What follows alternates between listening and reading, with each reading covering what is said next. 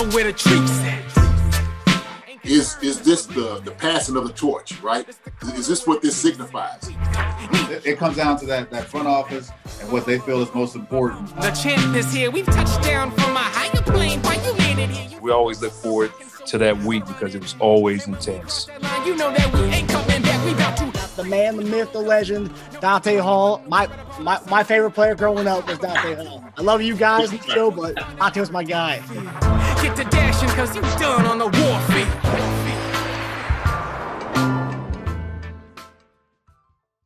This episode of Chief Concerns is brought to you by BetOnline.AG. BetOnline is the fastest and easiest way to wager on all your favorite sports, contests, and events with first-to-market odds and lines. Find reviews and news for every league, including Major League Baseball, NFL, NBA, NHL, combat sports, esports, and even golf. BetOnline continues to be the top online resource for all your sports information from live in-game betting, props, and futures.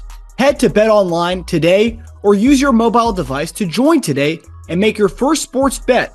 Use our promo code BELIEVE50, that's BLEAV50, to receive your 50% welcome bonus on your first deposit. BetOnline, where the game starts. Hey guys, welcome back to another episode of Chief Concerns. I'm Marcus Dash here with legendary tight end Jason Dunn. JD, how we doing, buddy? What's up, my brother? How you doing? How's everything going for you, man? Hey, got a nice little win on Sunday. Yes, sir. Nice little win. How's everything going for you this week? It's great. We had a nice win. I don't know if you saw on Twitter, but I don't know if you can see this. I got the Turkey Bowl trophy right here in my mitts. I was the I wasn't the MVP. I was the captain, but I was the I wasn't the MVP. We gave it to my receiver.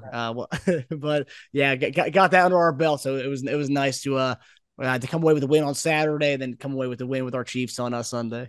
Hey, Marcus, listen here, man. Chiefs concerned, you are MVP, brother. Okay, all right. Let you just know that. All right, you're the MVP. So hey, regardless if the receiver got it, somebody had to get the ball to him, and that was you. So that's what MD was doing. Marcus Dash was doing out there, baby. Should have seen the throws, the little sidearm throws and stuff, man. It looked like you and Patrick Mahomes were going to the same QB school. So yeah, I tweeted at Patrick's his QB coach on Twitter. He liked my tweet, didn't respond back to it. I said, well, what does Bobby Stroud think of these throws? And he liked the tweet. He probably thought I was mocking him and Patrick, which I wasn't at all. I was just having fun with it. He was like, "Oh, wait a minute, hold on, is he?" He's like, no. Well, yeah, it was good to come up with the win on the weekend. I mean, someone's got to cook. You're cooking in the kitchen for Thanksgiving, making nice meals. I don't cook like that, so I had to cook on the flag football field. And so we both cooked this weekend. Yeah, I love it. There we go. Yes, sir. So did you do any Black Friday shopping? I know we had the show Sunday, but I didn't get to ask. Did you do any like Cyber Monday or Black Friday shopping for the upcoming holiday? You know what? I was looking and I didn't purchase anything, so no, actually I take that back. I did. So I think I bought like some shoes, maybe like some, like some outdoor shoes, something like that, like, to kind of, get around. That's about it. Other than that, man, I started thinking everything I was looking at, I'm just like, man, we got so much stuff here just to get rid of anyway. True. I hate just getting, like, you look at my office, right? In my office, I got plenty of stuff. See, and here's the crazy part. So you only see, like, right here in the back, you see some of my books on my bookshelf should be used for books, right? Mm. But I have a shelf over here in front of me. It's filled with books. Another one filled with books. In my room, filled with books. In my the other one's filled with books. It's crazy because I got all these, I'm sure people's like, man, you got all these bookshelves and no books on here. But I got tons of books, and I got some books. I got some books too. Mm. So that was it, man. But that whole Black Friday deal and stuff, there was something I missed. I should have got, but other than that, man, I ain't really care too much. Like I said, man, it's just it's all that hoopla, man. It's just go and get and buy and stuff, so I'm trying to get rid of stuff, man, instead of buying, getting, So what about you? So my girlfriend and I, we've done most of our Christmas shopping. It's more like for Black Friday and Cyber Monday. I've never been one big fan of buying on those days just because my birthday's the second week of December, December 9th. I'm gonna get gifts that day. Then 3 weeks later we have Christmas, so it's like I'm not gonna do. I'll buy Christmas gifts if I see anything there, but usually throughout the year, if I see something for someone, I'll buy it then and okay, I got this. That's their Christmas gift, and I'll keep it away till the holidays. So usually by the time Cyber Monday and Black Friday get here, I'm already done with the shopping. I'm good. And half that stuff, like you said, it's all a gimmick anyway. They get you into the store, you see all these commercials. Oh, they have this 90-inch TV that's $400. Come in the store and get that. They have one in there. The first person got it. Then you're in there in the store, and it's like you end up buying stuff that's not even on sale. That's how they get half the people who buy Black Friday shopping. Yeah. See, and I thought about that too, like Christmas presents. I don't know. I like buying Christmas presents that week or week before then. Month out, I just like, oh my gosh, I got to put all this stuff up. And what if I change my mind? So I ain't really getting any Christmas presents with it. I'll just go ahead and pay. I get a little discount, I guess, for Christmas. So we'll see.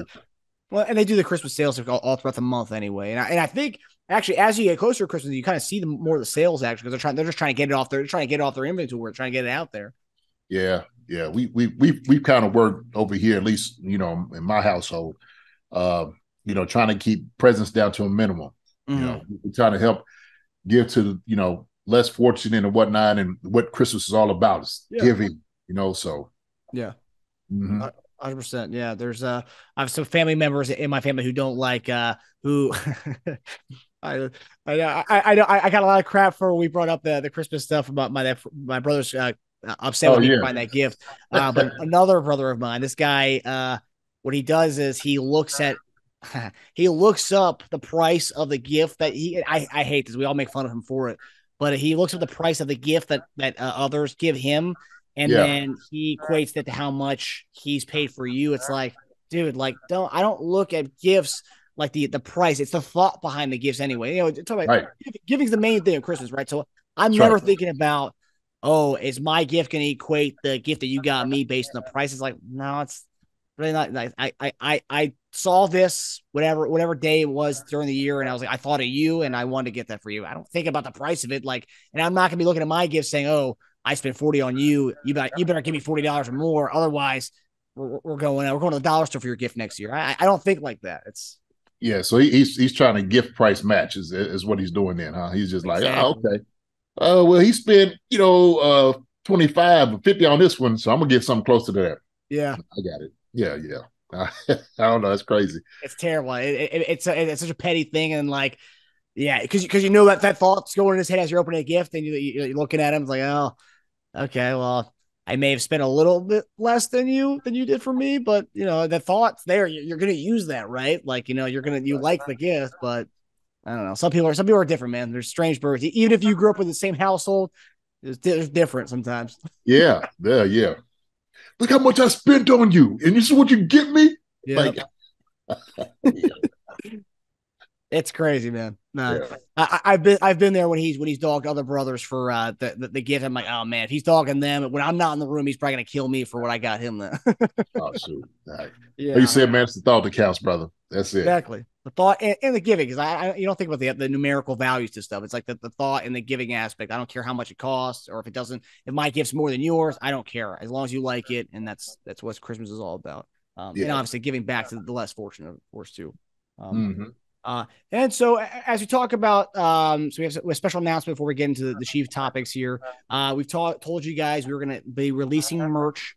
And so up on our website now, chief-concerns.com, we have our first merchandise, first product that you can go get for the holidays. Great stocking stuffer, just anything for the holidays. It's a Chief Concerns headband. So if you want to look like Patrick Mahomes and rocking the Chief Concerns headband out, you could go for it. Now, actually, I'm gonna model one for you guys right here, JD. Yours is on the way. Okay, yeah, I like me some headbands, man. I love me some headbands. I see you. Yes, sir. Yes, sir. That's some good merch right there, baby. It's really good merch. Oh yeah. Chief Concerns on it. There we go. So if you are playing any flag leagues, flag football, any exercise activity, any tailgates you're going to, this is the thing for you right here. You can get that on our website, chief-concerns.com. And also we have a little preview of something that will be coming out in 2023, some more merchandise. So you can get a nice little look at that too, for what's to come with Chief Concerns. So this is it, man. This is our first product out there. Yes, sir. Looks good. Looks great. Looks great. We got to get them to our fans, man. Loyal people, loyal fans, For sure. And I know we've done the live shows. I've been wearing the Chief ones. That's where the idea came from. I was just wearing the Chief ones, and then people were like, "Oh, I want to have it." And I was like, "Huh." I was like, "We should get Chief Concerns headbands." There you go. So we hope you guys, get some of that for the holidays, and we look forward to everyone rocking out and everyone looking a part of the Chief Concerns squad, because everyone's a part of it, not just me and JD. Everyone's a part of it. So lots to get into this week with our Chiefs. And it was a fun week because, usually, we're looking at different things, injuries and all that other stuff. But we got it was kind of like an off-season, a little mini off-season acquisition free agency for us this week with Veach looking in the bargain bin, find some sale prices. Like, he was going Black Friday shopping this week with the sale prices he found with some of these guys. So we're beginning with the first one, probably the bigger name of the guys we signed this week. So as we said, Veach made some splashes. So offensive, we'll start with the offensive guys. So we ended up signing Bryan Edwards to our practice squad, receiver from Falcons and the Raiders, third round draft pick out of South Carolina. Big body guy. That was a solid name. Raider fans loved him 2 years ago when they drafted him. Obviously didn't work out there for whatever reason. But then we ended up going to get the AFC West running back who's played with almost every team so far, and now he completes the trifecta. He just needs to play with the Raiders, and then he'll complete all 4 AFC West teams. So Melvin Gordon, former Charger, former Bronco. Yeah, okay. I mean, our running backs, we have some of the best names on a running back depth chart right now between Ronald Jones, Pacheco, CH, McKinnon, and now Melvin Gordon. Melvin Gordon, obviously, people make fun of his, not being able to hold on to a football, fumbles a lot. It's been kind of his thing, fumbleitis.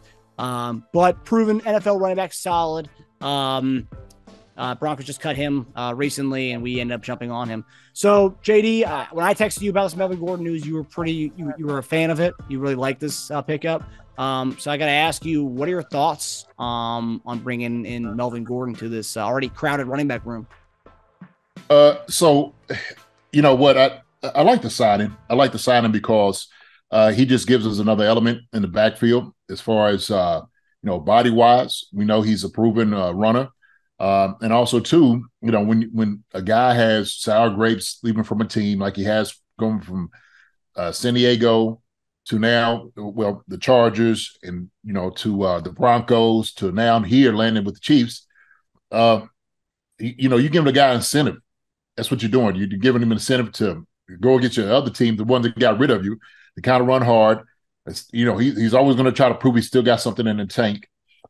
So I like him, man, as a body. If he's able to give us something, then he's not the guy that obviously when we first seen him at the Chargers when he first started, he's not that guy, but he's still an effective back. And so I think, to be honest with you, with Pacheco, what he's doing right now, Rojo, McKinnon, and then all of a sudden you got Melvin Gordon, it's going to be, we'll see how everything's going to kind of play itself out. I'm still one of those things that Rojo hadn't really had a full shot. I want to still see him in the game getting a little bit more looks. But Melvin Gordon's a guy that is a proven guy that can run in between the tackles, who can get you some yards, can catch the football. And like you said, he's a big name guy. He's a guy that, like I said, has been around for a while, and we can utilize him if need be. Yeah, I mean, and injuries happens in the NFL. So, having a guy like that who can come in case something does happen, God forbid. But and this is something that I want to ask you this, because through the years, you've seen, especially in the AFC West, when you still have games to be played, right? So let's say we have the Broncos. We have 2 games left for the Broncos. Obviously, we're not concerned about the Broncos. They're out. They're not in the equation to win the AFC West. But we still have 2 games with them. I've always noticed this throughout the years where the Raiders would pick up a guy who used to be on our practice squad, or we would pick up a guy who used to be on the Raiders practice squad. After we were done playing them, we would end up cutting them. Yeah. Is there something to picking up guys who play for another team to just kind of pick up any kind of information we can get on them and then do away with him? I mean, could you see that being a thing where we cut him shortly after the Broncos games are done? Well, like you said, I don't think it's anything significant. Like what we're going to learn from the Broncos. It's not like we're trying to get any, intel as far as what the Broncos are doing. I mean, I think they're imploding right now as far as the team. But I think the good point is, like you said, it's all about injuries and what guys happens in the NFL. And look, I'm going to say this because I think this is true. What I see now, where when during my time running backs and kind of I guess just recently, where you start seeing a little bit more running backs by committee.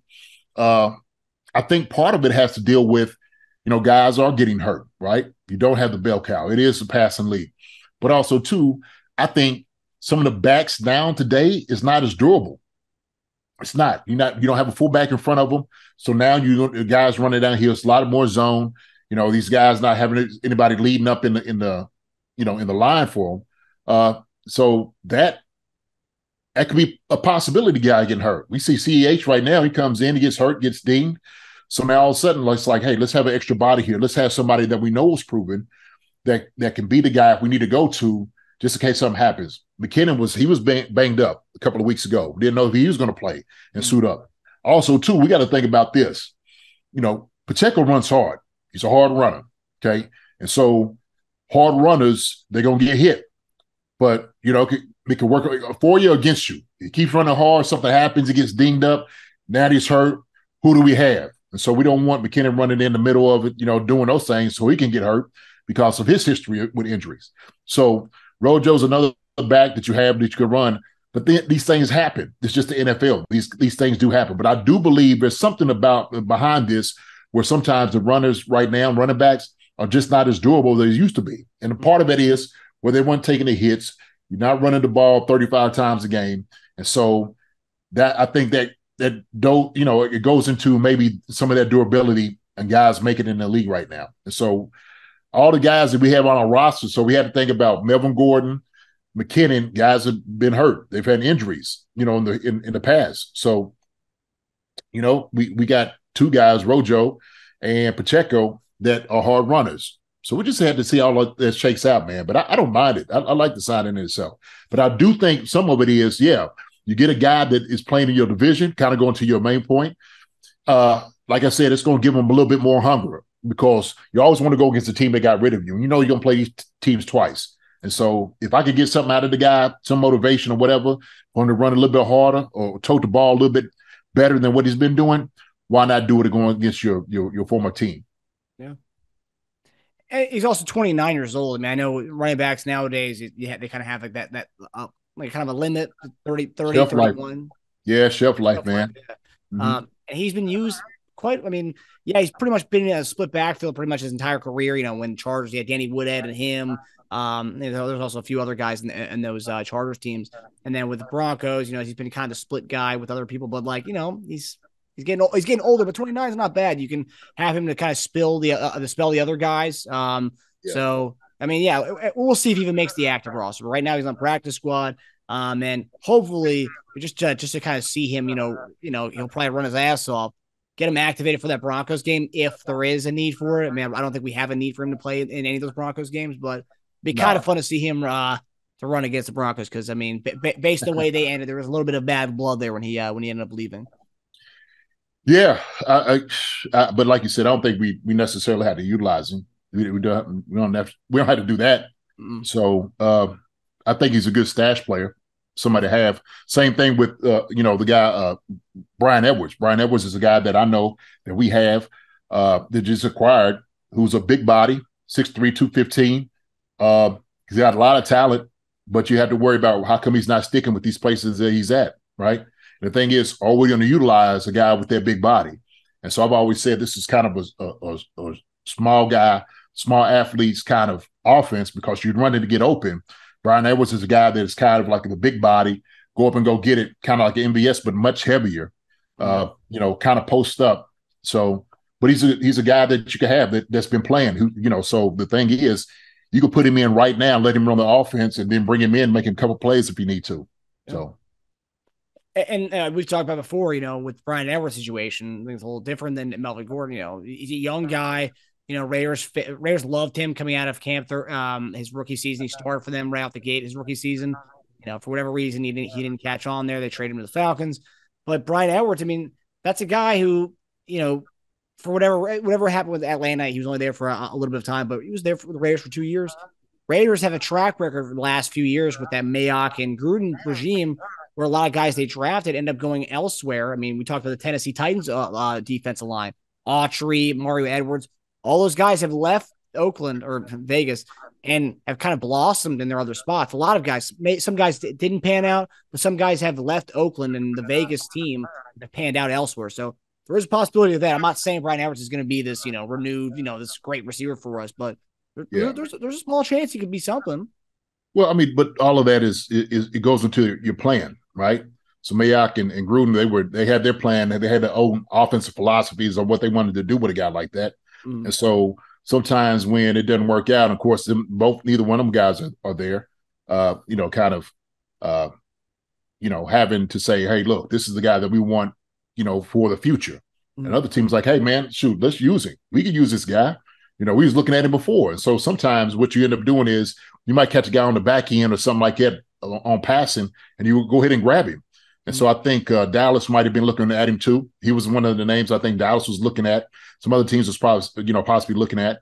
So the Chiefs got him. And so we was able to get him on the deal, get him over here, then, much better for us. And so I think now the most important point is how do you utilize a guy like that for the season? And if you don't use him for the season, are you saying we're taking a step forward for next season, right? In the future. And so we don't have to keep going out looking for guys. We already got a guy out here that's learned the offense that we think that we could build something on. And so he might just be one of those guys, man. And if that's the case, then so be it. Yeah, and that's great. It's pretty much no risk doing that. So, it's a high risk, high reward. The guy obviously has some upside, 4'5", 40 coming out of college. And with that body and height, oof. If he can pan out and stick somewhere, that'd be great if it's with us. Dude, he's a big, strong receiver, and you've seen him in his running style. I remember him because of course, when you play fantasy, you start looking at guys like, okay, are they going to get this guy the ball? And so, I know they was trying to utilize him, put him in, and then all of a sudden it just didn't work. He's like, that guy. I'm like, okay, what happened? It ain't like they had a whole lot over there, so why are they getting rid of this guy, right? Yeah. So. Yeah, same with the Raiders before Devontae Adams, and then with the Falcons, there's really not much over there outside of Drake London and Pitts. There's really not much there as far as receivers. Yeah, I mean, it ain't like they slinging the ball around anyway. He's running with his legs, So yeah, that's what he's doing. They got the old JV offense throwing 12 times a game. Yeah, crazy. Yeah. Okay, so we talked about the offensive side of things. So defensive side of things, Veach was sticking to it. The Black Friday shopping with Brett Veach, man. He found some deals, and I think this is one. And sometimes I have to say, when these things happen, I'm like, does Brett Veach watch our show? Because you and I were talking about getting a pass rusher. We were talking about for a while. Then all of a sudden, we end up getting Carlos Dunlap. You said we should go get Carlos Dunlap. 3 weeks later, we end up getting Carlos Dunlap. Yeah. And then we've been talking about for a while getting a D tackle in here, a run plugger, because we also said bring up Danny Shelton. We never did, so I don't know what this means for Danny Shelton. I don't know. There's a giant question mark with Danny Shelton. However, we ended up bringing in Brandon Williams, Missouri native, played for the Baltimore Ravens for 8 years, or 9 seasons, and then 5 of those years, his D-line coach was Joe Cullen, who's our D-line coach now. So there's the connection there. Oh, yeah. Run stuffing D tackle. I think at about 7, he had about 7 sacks in his career, but mainly a run stuffer. Huge, enormous. So with that, we signed him to a practice squad, but Adam Schefter reported that we have every intention of putting him on our active roster. JD, we talked about bringing in another DT to help Chris Jones alongside, especially to stop the run. What was your thoughts, and how happy are you that we finally got a veteran DT that we've been kind of calling for a good while now? Man, I'm happy. I'm happy with what we have. I'm happy that we went ahead and got this guy.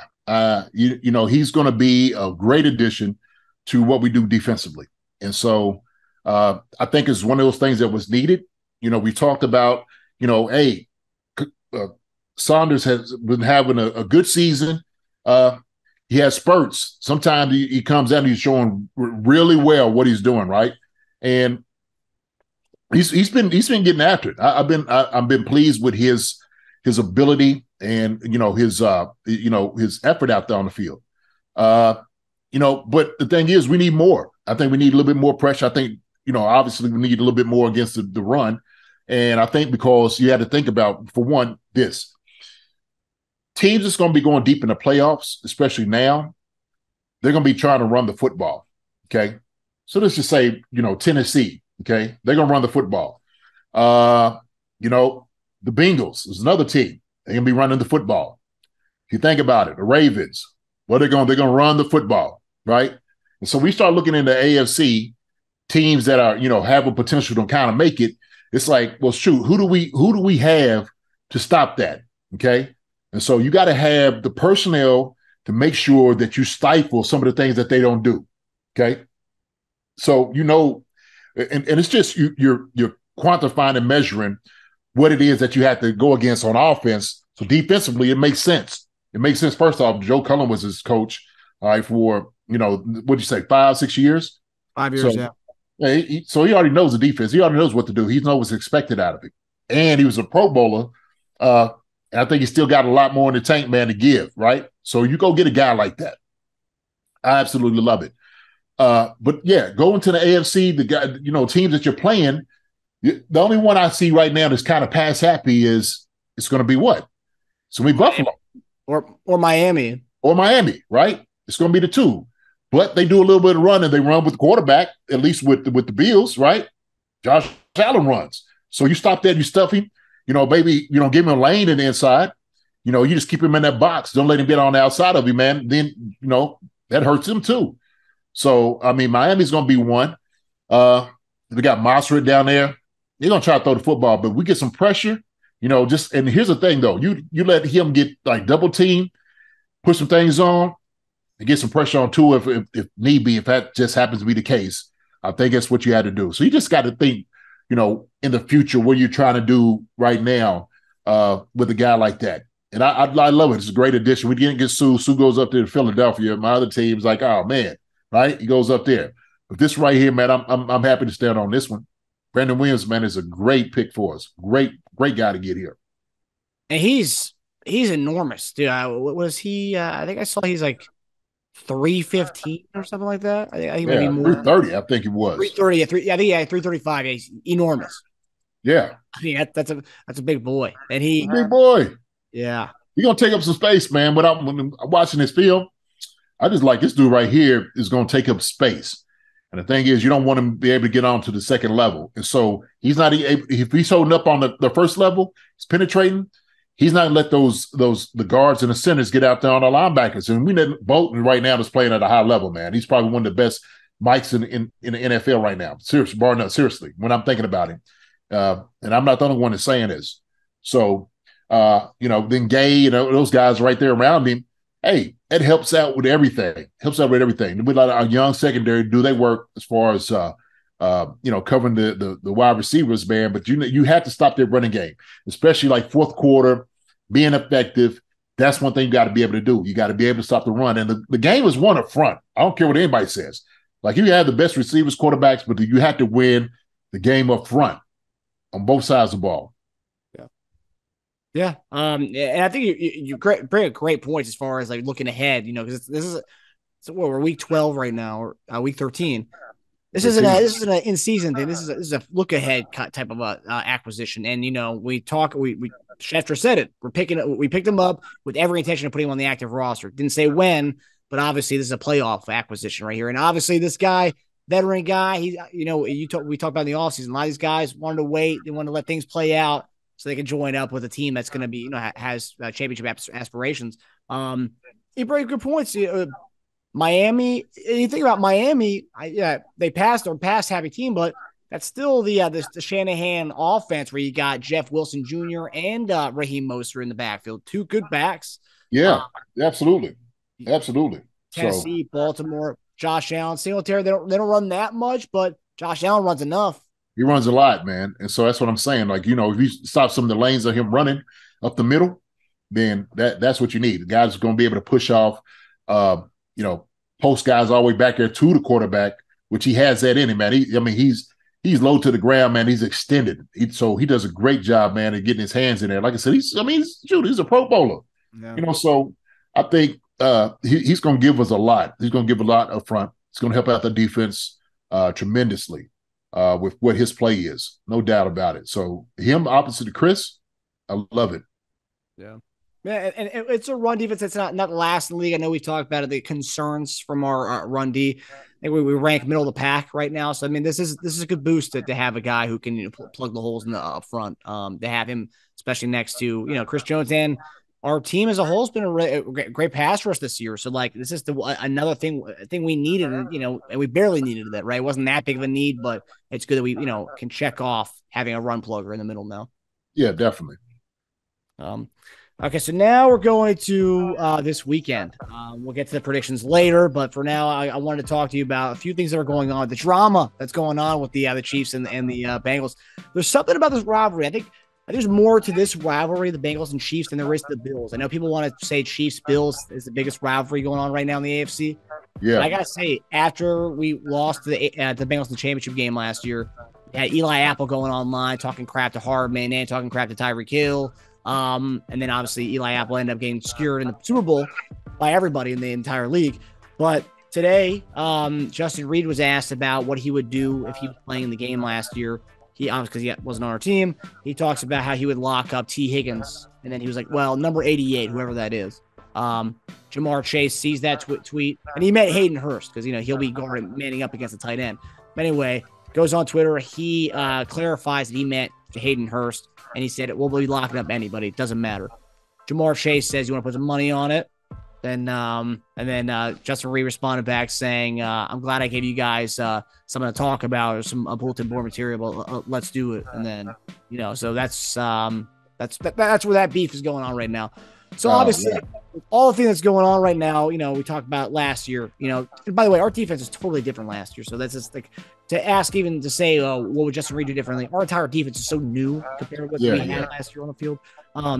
But last year, obviously, AFC Championship game, we looked lost in the second half. We lost that lead we had. Offense looked abysmal. So, Bengals 7-4 right now. They're competing for the AFC North with the Ravens, 7-4. Both teams are. This team looks like they haven't really missed a beat this year. Jamar Chase will be coming back after missing some weeks with an injury, and then Joe Mixon will be coming back this week after being in concussion protocol. So, what do we need to do to kind of even out this offensive attack that the Cincinnati Bengals have this week? And are you okay with Justin Reid's comments?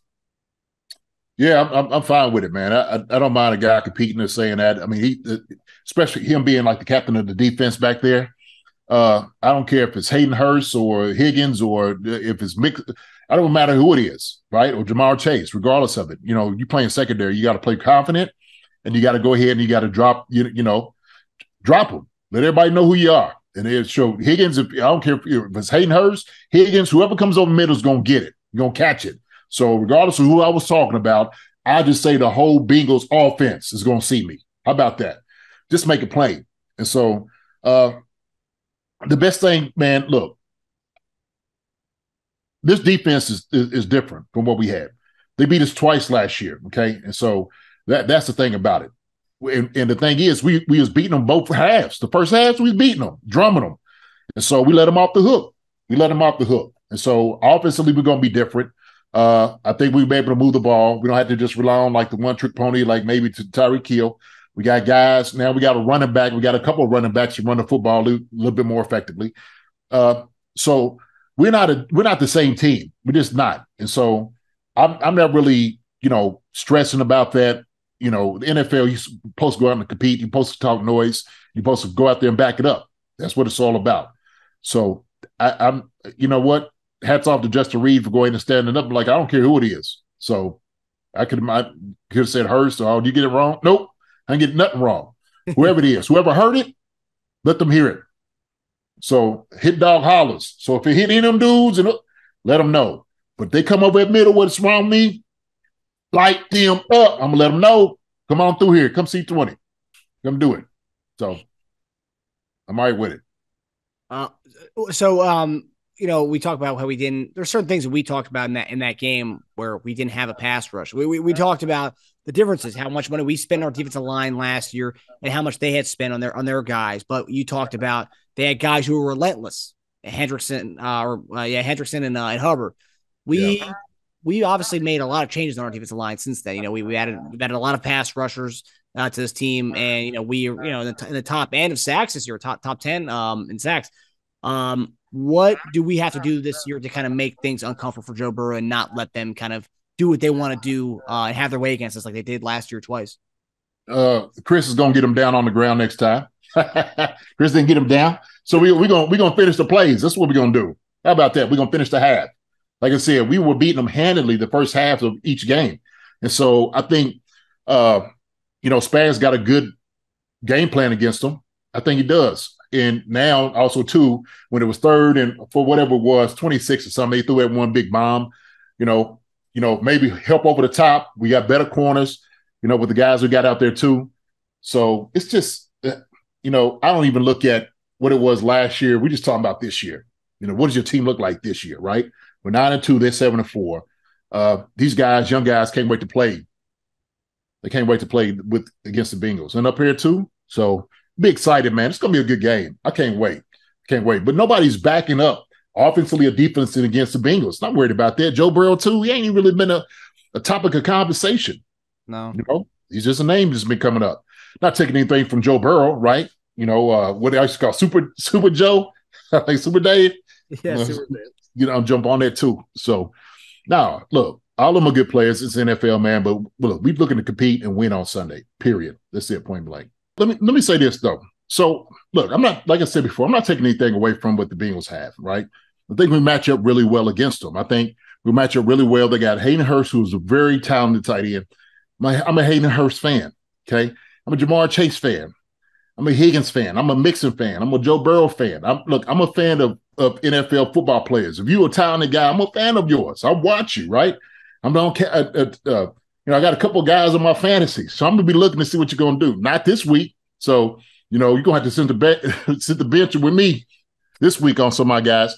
But the thing is, we match up really well, and I think we have the advantage. We have the advantage in coaching.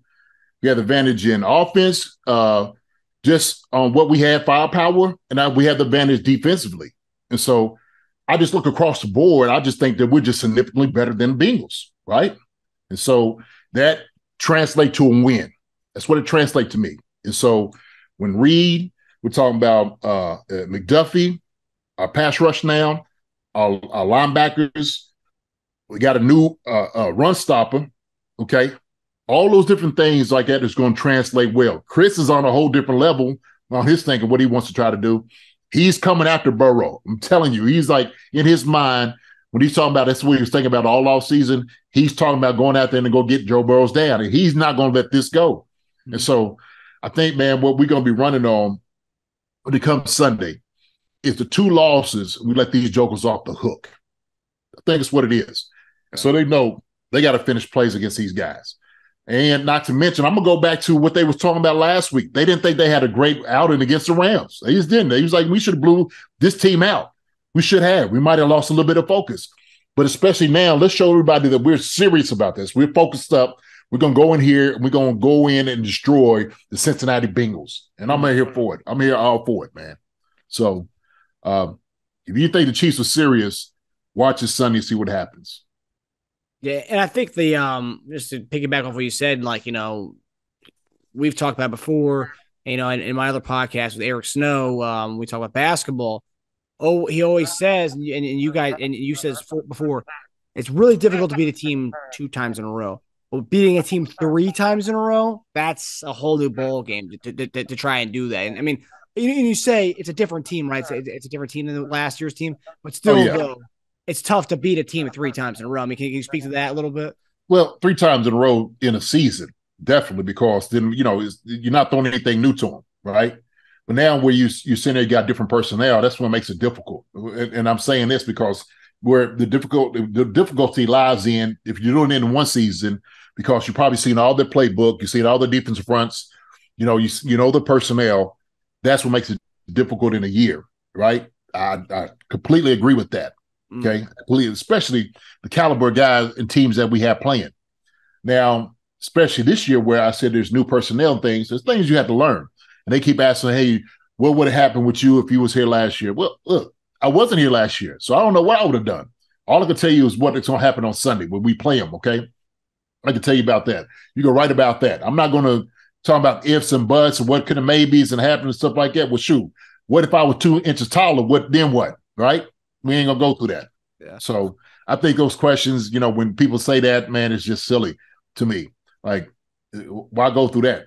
The possibilities that wouldn't have happened. Yeah. Right.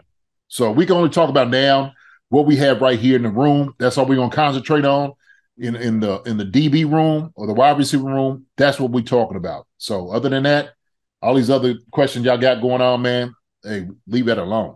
Yeah. Silly questions like that. That's why, like, people get mad at like players, like, after the game and stuff, when players have like weird responses. You see the NBA every night, but like when players have responses, like kind of like, curt responses to reporters, and they ask dumb questions. It's like, come on, man, really? You're asking me what would have been different if I played last year? Come on, is this such a stupid question? Like, well, why? And right, I don't know. We would have won. Right, we'd have blew them out by 20.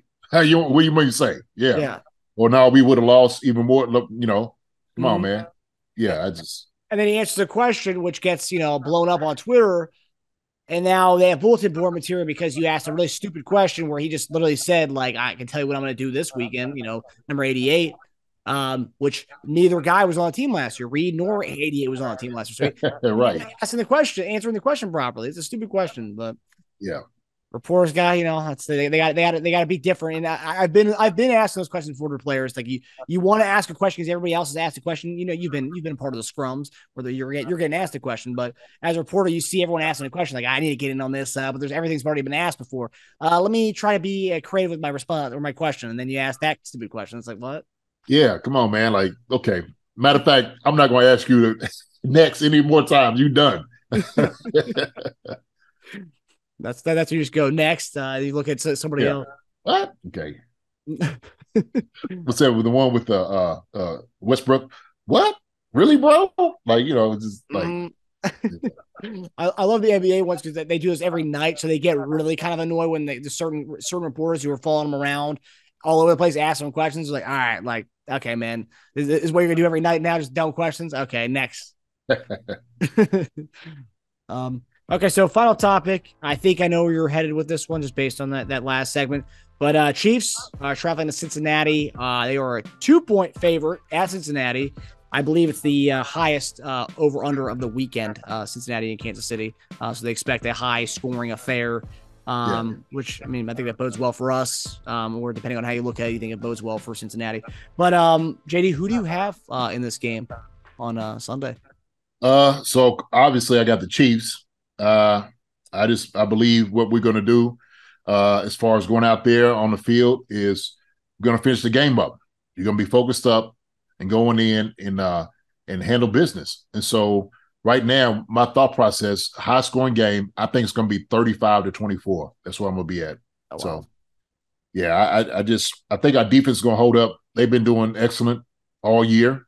They're getting all the firepower back, and they're going to need it. They're going to need it to try to stay in the game with the Chiefs. But in their house, 35-24. I think they're going to put on the show offensively and defensively. So I just checked it. So the spread's actually gone down. We are now a -1.5. We are a 1.5 point favorite against the Bengals now. So it's gone down from 2 to 1.5. The total points for that game is 53 points. So you have it at 59. So you got a little bit over. Yes. That one. Yeah, that's the highest total for the weekend by interesting. That's the highest point total for the weekend. The closest one is 51.5. That's Detroit and Jacksonville. They think that's going to be a high scoring affair. 51.5 points for that game. Really? Yeah. But those two games will be the offensive explosions. I will say this is a game that should have been a flex game. I don't know why they didn't flex it to a Sunday night game. Cincinnati, I know we've had a lot of games that are, could be primetime games, but this is definitely one of them. It's a rematch of the AFC Championship game last year. I don't know how this wasn't a primetime game. Yeah. Shoot. What time is the game supposed to be? It's 425. Okay. All right. Well, it's the main Tony Romo Jim Nantz game on yeah. CBS. So I mean, you'll have that. I mean, it's that element of it though. But yeah. Yeah, I believe I saw a map earlier. Pretty much every market is getting that game. Besides the on the West Coast, they get Raiders and Chargers for the 425 slot for that CBS. Yeah, it makes sense. Oh man, that's terrible. Obviously, yeah, Raiders fans obviously are gonna be happy about that, but yeah, the whole rest of America gets the real show at the 425. But. Oh yeah. But all right, so JD has us 35-24, and I'll probably go with that. I think it'll be. I think we cover the spread 35-31. Yeah, I think a little bit closer. They maybe get a touchdown at the end. It doesn't matter much, and then we just sit on the ball. Do you think Pacheco has more than 20 carries again, or is it gonna be more more 15 type carries game for him? You know what? If they do the spying Patrick, I think you got to run the football. I think you have to. I think it's one of those things you have to make sure you got to establish a run against this team. Matter of fact, if I'm not mistaken, I'm just going back from memory. I think we had a pretty good outing, I guess, running the football. And then we stopped. Then we and it was like, wait a minute, hold on. What are we doing? We stopped running the football. And it was just like, run the ball. And we kept deciding to pass it. And that's what happened. We didn't score down on the goal line, which we should have probably did, and we didn't. So, yeah, because I remember you. I remember that. I remember this because you and I were texting about the game at that point. McKinnon 12 carries, 65 yards, 5.5 yards a carry. CH 6 carries, 36 yards, 6 yards a carry. So yeah, we working a lot. Getting some work, man. Getting some work. So now we got that that hard hat in the backfield, man, running the football. So that battering ram. So yeah, that'll be oh yeah. Yeah, so yeah, I think we win this one, and I hope everyone enjoys the game. And everyone can. I'm sure there's gonna be a lot of crap talking from the fans on Twitter after the game, win or loss. I've even seen some Bengals fans starting to comment on our YouTube videos about stuff from like weeks ago that had nothing to do with the Bengals. So this is gonna be an interesting one this weekend. Oh yeah, now ready for it, man. You ready? Yeah. Revenge time. Let's go. Yep. All right, guys. Well, that does it for us. Thanks for tuning in to Chief Concerns presented by BetOnline. We'll see you guys on Sunday right after the game. And you'll have me, Lance, and JD here to talk to you guys and hopefully celebrate the dub. Oh man, I want to give a shout out to a couple of people that send me out there. Fans for Good, Marissa for the $5 donation on Tuesdays, and Lexi for sharing it with me. Get a chance, go out, man. Send some money, $5, what you have in your pocket, for these worthy cause. The Kingdom Queens do a great job supporting them as well, as far as, podcasts and whatnot. Hey, just want to show some love. Let y'all know that we are listening, we are watching. Okay, we are here out supporting you all. So let's go, Chiefs. Let's get it. Let's get it, baby. We'll see you guys Sunday. Hi, everybody. Thanks for watching. Subscribe here to get the latest from the show. Also, be sure to check out the best clips from Chief Concerns. And if you prefer to listen to the show, subscribe and follow us on Apple Podcasts, Spotify, and anywhere else you get podcasts.